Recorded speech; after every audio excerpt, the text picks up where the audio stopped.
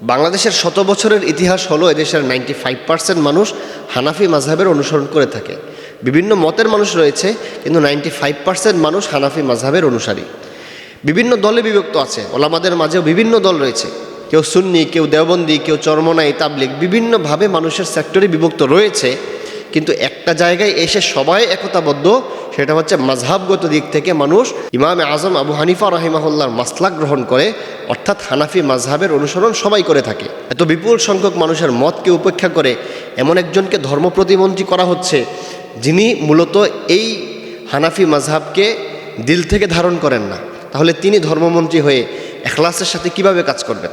কাকে কোন পদে দিবেন? এটা অবশ্যই দলীয় সিদ্ধান্ত হতে পারে, কিন্তু দলীয় সিদ্ধান্তগুলো এমন হওয়া যার মধ্যে জনগণের সমর্থন থাকে।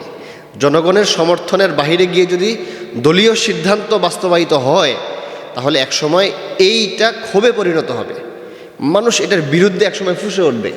এই জন্য আমি মনে করি ধর্মমন্ত্রীর দায়িত্ব যাকে দেওয়া হয়েছে, অবশ্যই তিনি সে দায়িত্ব পালন করবেন, কিন্তু যাকে ধর্ম প্রতিমন্ত্রী করা হচ্ছে তার ব্যাপারে একটু সিদ্ধান্ত পূর্ণ বিবেচনা করা উচিত। এদেশের মানুষের মতের বিপক্ষে যে যেন কোনো রায় বাস্তবায়ন করা না হয়, তাহলে হিতে বিপরীত হবে। আপনাদের বর্তমান যে সরকার দল আছে, এই দলের পাশে তো অনেক ওলামায়ে কেরাম আছে। আমরা নির্বাচনের আগে দেখেছি অনেক আলেমরা ইনিয়ে বিনিয়ে তাদের পক্ষে ফতোয়া দিয়েছে। তো সেই আলেমদের পরামর্শ কেন গ্রহণ করতেছেন না? আপনারা তো নির্বাচনের আগে সেই আলেমদের শরণাপন্ন হয়েছেন। আপনাদের পছন্দের আলেমের কথাই বলি, তাদের মধ্যে অনেক ভালো আলেম আছে। আপনাদের বন্ধুপ্রতিম যে ওলামায়ে কেরাম আছে, আপনাদের দলের সাহায্য করেছে, নির্বাচনের আগে আপনাদের সাপোর্ট করেছে, আপনাদের গুণগান গেয়েছে। তো এই আলেমদের মতকে কেন উপেক্ষা করতে গেলেন? এই আলেমদের মতকেও তো প্রাধান্য দিতে পারতেন।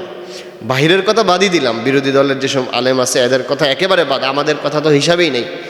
কিন্তু আপনাদের বন্ধু বেশে যে আলেমরা ছিল, তাদের মতটাও তো অন্তত গ্রহণ করা উচিত ছিল। তাদের মতও যদি গ্রহণ করতেন, তাহলেও এমন ব্যক্তির ব্যাপারে ধর্ম প্রতিমন্ত্রীর রায় তারাও দিতেন না।